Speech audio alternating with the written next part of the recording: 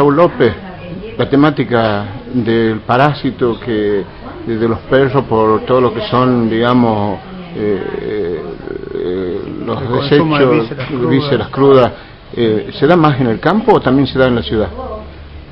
Se da en general en el campo, pero también se da algo en la ciudad porque hay algunos carnicerías o algunos comercios o supermercados que he visto que venden, por ejemplo, pulmones o venden hígado, y la gente compra esas vísceras y se las cruda a veces a los perros, y ahí también pueden transmitir la enfermedad a los perros de ciudad. Lo normal es que los perros de campo tengan la enfermedad de idiotidosis porque consumen las vísceras crudas, generalmente de las ovejas, de las cabras o de las vacas, que se le dan las personas que faenan estos animales. ¿Eso sucede únicamente en vísceras crudas o puede utilizar o puede estar contaminado en víscera, lo que se llama parrillada?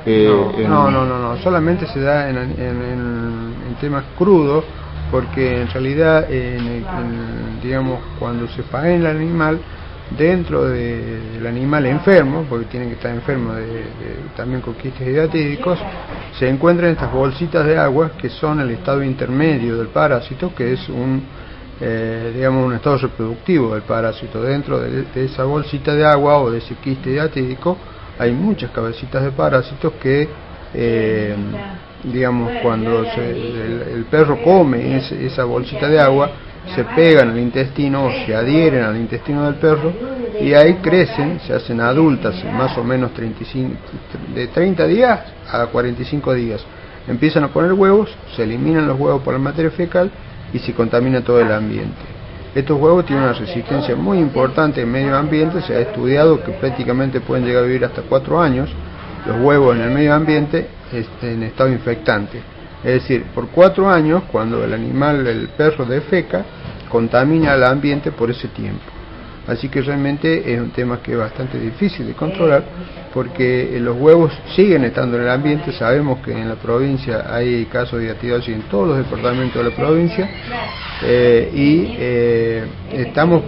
se nos presentan continuamente casos tanto en adultos como en niños. ¿Esto pueden llegar a través de verduras, digamos? Sí, también puede venir a través de verduras, porque, por ejemplo, en los lugares que hay animales que están contaminados, pueden, digamos, defecar cerca de plantaciones, por ejemplo, de lechuga o de otras verduras que se coman crudas. Con el viento vuelan los huevos, van a parar esas verduras, después vienen a los mercados, vienen a las verdulerías o a los centros comerciales donde se vende esa verdura, y así se llega a una casa de familia en una ciudad, ese huevo, mejor dicho, que después pasa a ser un quiste cuando la persona lo consume. Entonces lo aconsejable es poner esa verdura en vinagre, en agua con vinagre, durante unos 15 a 20 minutos antes de consumirla. ¿Cómo es el tipo de enfermedad ya instalada, digamos, en el ser humano? ¿A dónde se instala? ¿Cómo? Y la peligrosidad de la misma. La enfermedad es el crecimiento de este quiste, de esta bolsita de agua, que se ubica en diferentes órganos del cuerpo, principalmente en un 70% en hígado. Después hay un porcentaje alto de más de un 20% en pulmón, y después hay un porcentaje mucho más pequeño en diferentes órganos del cuerpo, que puede ser cerebro, puede ser retroocular, puede ser en músculo, puede ser en hueso, en vaso. Bueno, en muchos órganos del cuerpo se puede ubicar el quiste y crecer.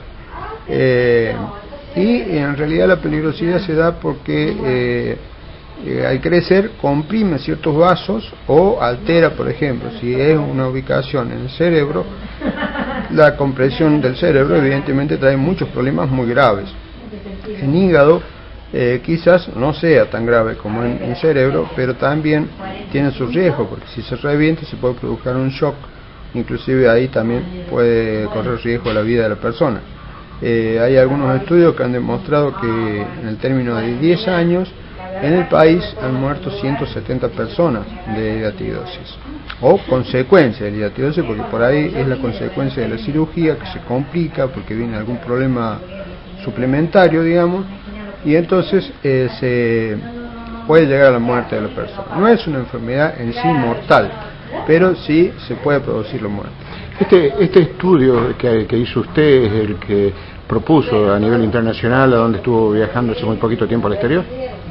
Sí, digamos, lo que se presentó en el Congreso de China fue la epidemiología del noroeste de la República Argentina, donde todas las provincias del noroeste tenemos casos de hidratidosis.